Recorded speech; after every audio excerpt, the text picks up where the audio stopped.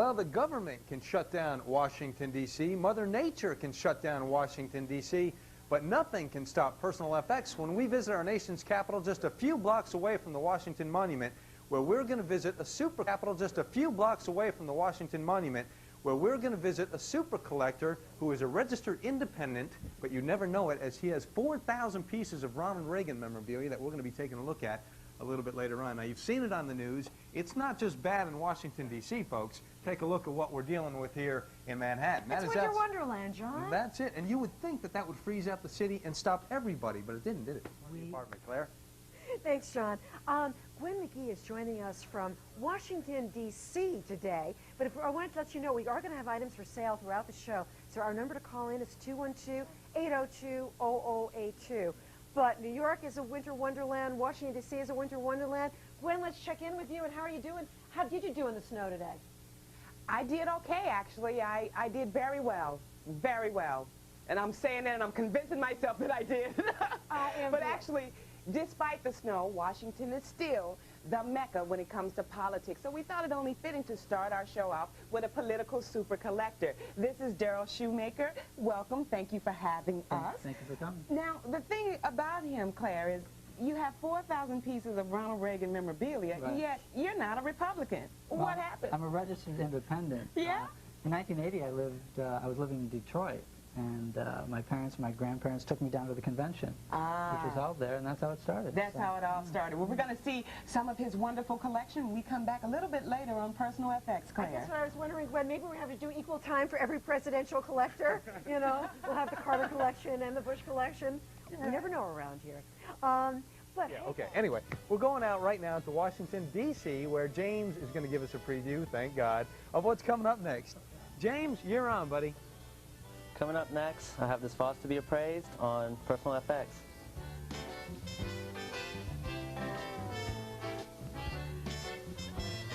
Outside.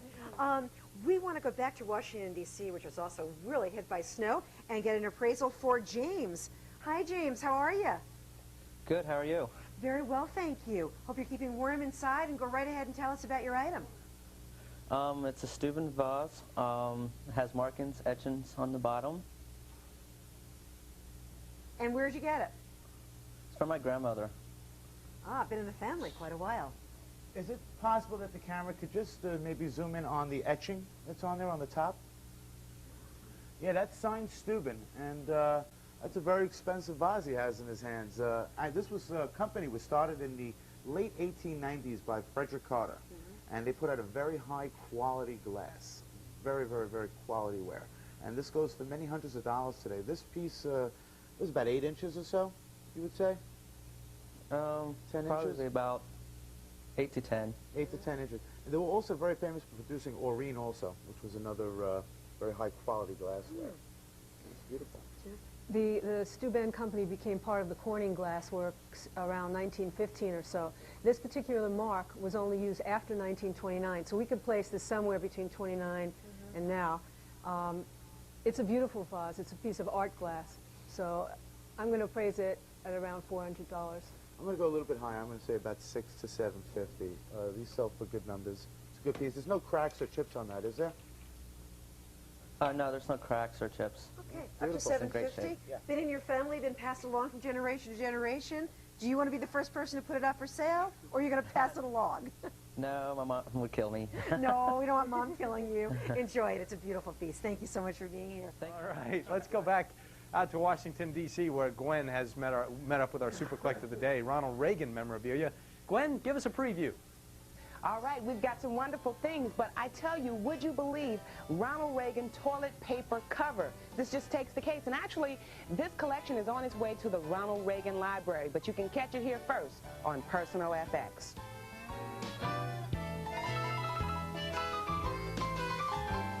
It's time to meet up again with our super collector of the day who collects Ronald Reagan memorabilia out there in Washington, D.C. Gwen McGee standing by. Hey, Gwen. How you doing, JB? Good. Hey, listen, we've got a wonderful super collector here. He's been collecting for 16 years. This is Darryl Schumaker joining us again. But the interesting thing about him, JB, is you've been collecting for 16 years, but there was once a fire in this building complex where you live. Right. It wasn't in your particular apartment, but, you know, everybody had to leave. Right. What did you grab? Well, it was in Arlington, Virginia, and the first thing I grabbed, I didn't even think of it, I just grabbed this biography because I have it signed to me. And I went down 17 flights of stairs to save it. Not the cell phone, not the wallet, the credit card. The book. His Ronald Reagan autograph book. Passion, baby, passion. That's it. All righty. Well, let's get into your collection because he's definitely passionate about it. The first thing that we want to see is this wonderful portrait of Ronald Reagan here. Right. Tell me about this. This portrait actually hung in the White House. A friend of mine worked there for 8 years and had it in her basement, didn't know what to do with it, and decided the best thing to do was give it to me. Ollie North actually wanted this. Now, how did you get this over Oliver North? Well, she worked there for 8 years and had seniority in picking the photographs that hung, and she told him no. Good. I mean, that's awesome. Because he's not a collector like you with 4,000 pieces, you know. Right. That's right. Okay. And the next thing that you have here is the complete Reagan papers. But what's actually in them? What is it? Right. This is everything that ever came out of the White House press office. For example, it's by date. So I attended a Reagan speech in Saginaw, Michigan, and you can find it. It's by date. Right there. Okay, okay. So And how did you come about getting those? I was working on the Hill at the time and found out about it through the Library of Congress. Oh, gotcha. And you're quite a collector here. Well, we got some more stuff. Come over here, because you have some very fine items here. You've got actually some cufflinks and tie pins and tie clips. Right. Who actually would receive these? These are items that Ronald Reagan would give to visitors, people that would visit the Oval Office. Actually, on the back of the hat pin and the cufflinks, they have the signature etched in the back. So. And are they quite valuable today? They are. I've seen them in collector shops for about $200, $300 A piece? Wow, that's good. Yeah. All right, and now the other thing we want to focus in are your Ronald Reagan buttons. Right. Now, here you see maybe 60 or 70 of them, but the most prominent ones are the ones dated 1980. Why? Right. Well, this was the start of my collection when my family took me down to the convention. These were the first items that I bought. This is just a sample. I have about 800 in storage at my parents' house in Pennsylvania. Wow, 800 buttons. All right, and we want to take a look here at your program. This is the Inauguration Ceremonies program from 1981. Were you there? I was not. I was only 13 years old. I wish I could have made it, but no. This was given to me recently by a friend of mine. That's actually how I received most of memorabilia at this point. Living in D.C., you meet a lot of people that worked for Reagan, that attended the inauguration, and they don't know what to do with things, and give them to me. Yeah, because they know you collect. It's word of mouth and everything. Plus, you know a lot of powerful people, actually, is what you're saying. Okay, now here, you have bricks of White House tickets. Right. Now, why do you have bricks? Why not one or two? It's 500 in a pack. You got 1,000. And you were telling me this is not all. Why do you have so many? Well, I'm crazy. This is actually, working on the Hill, when I first began working there, I was in charge of White House tours. Of course, I was under George Bush, but I found these in a cabinet in my office. And they fit my collection, so I have them now. And who would get these? Constituents that would come from all over the country. Each office can give 10 tickets out a week to the White House tour. Okay. And, have you ever actually met Reagan? Briefly. It wasn't a one-on-one meeting, but I've been to some events, the opening of the Ronald Reagan Emergency Center over at George Washington Hospital, things like that. But I never actually had my picture taken with him for our conversation. But if you're looking, Reagan, you really should take a picture with him because he's very passionate about his collection. And that's not all. When we come back, we're going to see lots more cool items, kind of maybe comical, if you might say. All right, back to you guys. Yeah, Gwen, did I hear that he has a toilet paper holder or something like that? Yes, I use that in our little commercial. All right. This is a toilet paper cover with Reagan on the face. So some of his stuff is very humorous, Darryl. I guess some of the stuff you've got is very funny stuff. I mean, it's not just presidential stuff. Right. Some of it's funny. Some of it actually is not very complimentary of him either. So. Well, I don't know. I We'll think the poster behind you may fall into that category. We'll take a look. That's me before I go to the gym. That's me on a bad day. We're going to take a look at some of that stuff a little bit later on. I'm looking forward to it. Thank you both very much. I think that presidential seal really just gives it that flavor. Thanks a lot. A lot of that presidential stuff, when you see that presidential seal, it just makes it just so authoritative, doesn't it, Claire? John, I don't think that President Reagan thought that he was going to end up on some of these collectibles one day. But that's very funny about political collectibles is that you don't need licensing. The president falls into public domain. So you can put anything out of the president you want. And that's how you can make a toilet paper holder, A holder that has of his the image on president it. without having No matter how they're going to feel about it. Yeah, you don't need permission. Well, when you are a politician, a president, you're in the public domain. You have just learned. Public owns it. 802-0082 is the number to call. Let's go out to Washington, D.C., where Stacia has joined us. She's going to have an item appraised. Hi, Stacia. How are you? I'm good. How are you? Real good, thanks. Tell us about your item there. Well, I was on Capitol Hill about 4 years ago in a friend's yard, and we were raking, and we hit this.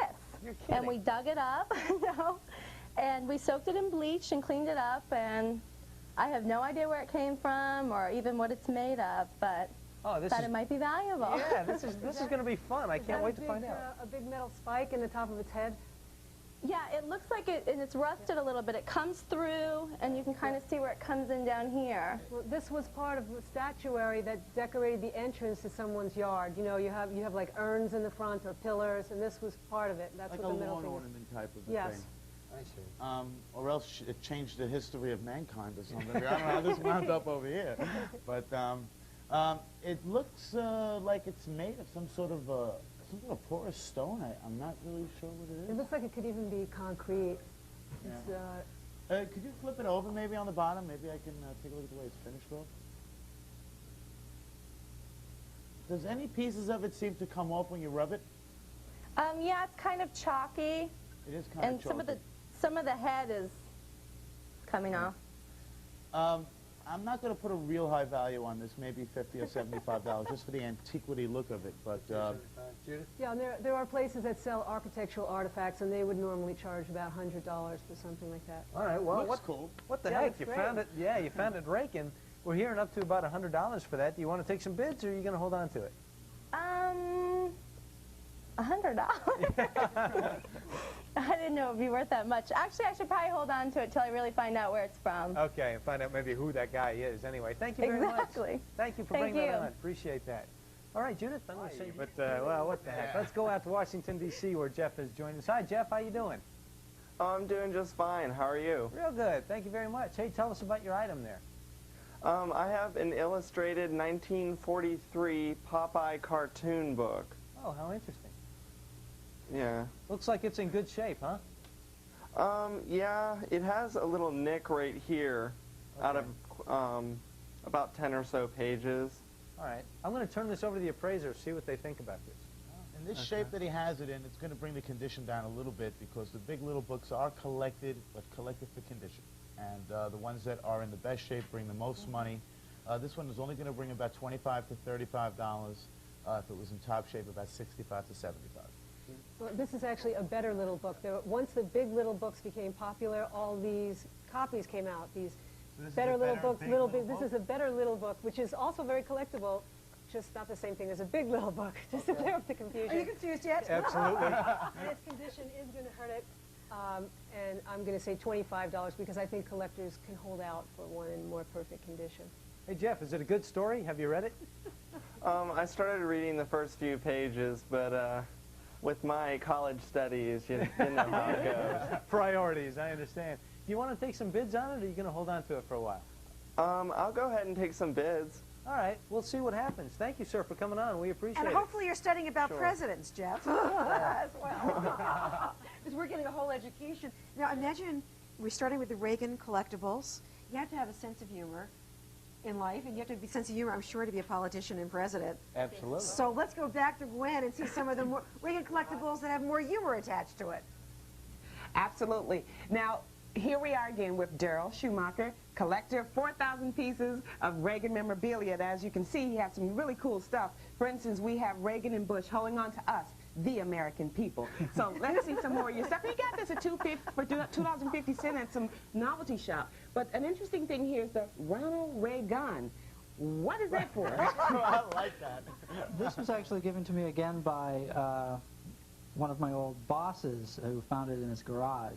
Had it laying around since 1980. Yeah, and the thing at the top that says, "Snap Jim Old Boy Carter." Oh. So that's what he was running against. So that's really cute. And the next item is the Hall teapot. Right. And that's really Sure gorgeous. Tell me about that. Right, this is, as you said, a Hall teapot. The Hall company, they don't make a lot of faces, so that's why it's kind of unusual. My mother and her friend found this from a woman in Ohio and gave it to me for a Christmas gift. Great, So. I think it's really cute. And that was the only one they had with the faces, Right. with a face on it, you were saying. But basically, I think it's just saying, have some tea and think of me. You know? All right. So now, your next item here is actually like I like Ronald Reagan toy doll, right? Right. It punches. So what's the purpose of this here? Well, this is actually one of two. The person he's fighting should be Gorbachev, but I don't have that one right now. I see. Okay. And now here's an interesting thing here, Darryl. The Ronald Reagan inflatable house guest. Right. Tell me about it. Well, it's great for HOV lanes in the district, but he's deflating. Yeah. I picked this up in Chicago about 6 years ago. I think it's because of the weather. He's the victim of the blizzard of '96 like the rest of us. And finally here, the Ronald Reagan comic books. I didn't know there was a comic book on him, and you have the first edition. Right. Yeah. There are two more, and I do not have those. But I read this one cover to cover about 10 times. And it's really good, huh? First edition, always the most Right. valuable. Right. And then a Ronald Reagan statue here, Right. conveniently with an axe in his hand and jelly beans, because he's a lover of jelly beans. That's right. But the axe is to cut the taxes, Cut the right? taxes, All right. right, you've got a marvel. Sorry we couldn't see everything, but we did get a nice sneak peek, and it's on its way to the Ronald Reagan Library. Right. We wish you a lot of luck. Thank you for with your coming. 4,000 pieces. Give me a few. I'm going to keep Bush Okay, here. you can have Okay, back to you guys. Hey, Gwen, he says that he's looking for the first 2 issues of that comic book. Are you looking for the first two? Right, the two remaining. Darryl, Yeah. we will put a call out. Anybody has those, they want to get rid of them, give us a call and we'll put you in touch with Darryl. How's that? Great. All Great, right. thank you very much. And thank you for opening up your home, sir. We appreciate it. Sure, thanks for coming. Thanks, Gwen. That's pretty great, huh? Yes, and we learned earlier, like Alan was saying, when it comes to President, you can create any collectible you want. You don't need to get it licensed. That's right. That's why you'll see that wide range. Well, let's go back now. We have another appraisal. What the back heck? in Washington, D.C., Sean is joining us. Hi, Sean. Hi. Welcome. Hi, how are you? Good, thank you. What have you got? Well, I have 2 postcards. I have one from 1912 of the Titanic, and I also have one from 1910 of the Barnum and Bailey Circus Fire in Schenectady, New York. Wow. Wow. Those are choice cards. Are those both photographs, the two of them? Yeah. That's what we call a real photo postcard. They're very rare to find ones of the Titanic. I think the one on the left is real photo. I think the one on the right, Right, it it's could a be a real lithograph? photo, right, but it's lithographed. Can you tell if that's the Titanic one is an actual photograph or is it a lithograph of a photograph?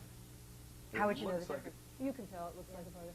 Well, You can see the difference, I think, even, I can see the difference between the two on the Yeah. screen, but the one on the left, which is a real photo postcard, is the one that I think is a little bit more desirable on the postcard collector level. Because this Titanic one could have been put out during the time of the Titanic, and also could have been put out after the time of the Titanic. Do we need to see the backs of these? Does that Yeah, help and you? well, the postmark could help a little bit to date it.